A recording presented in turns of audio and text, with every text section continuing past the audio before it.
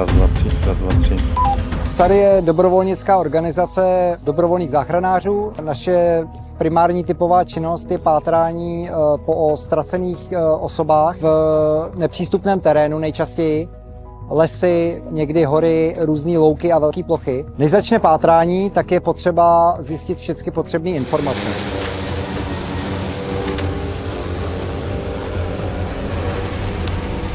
Zastavit. Vytvoříme rojnici. Pravá strana. Rojnice. Před. Drony při pátrání, v našem případě je to dron DJI M350 s kamerou H30T.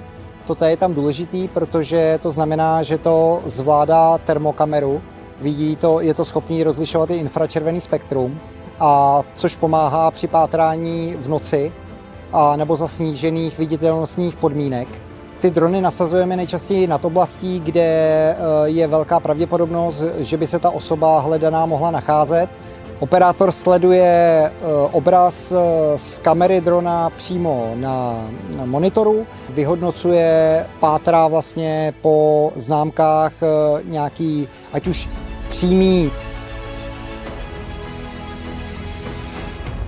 Pokud operátor dronu zachytí něco podezřelého, ať už to bude právě ta osoba hledaná, anebo nějaká ta anomálie, nebo nějaká stopa, tak ihned kontaktuje pozemní tým, který je tam nejblíž, a navede je na to místo, kde tu stopu spatřil. Ten pozemní tým přímo prověří ten daný nález. Operátor dronu potom může jít propátrávat další terén, další úsek. Já zdravotník, tady nalevo našel jsem nález, je to fialová mikina, příjem. Velitel zásahu příjem. Odesílám ti fotku geolokace toho nálezu, jo? Rozumím, přidáváme do mapy.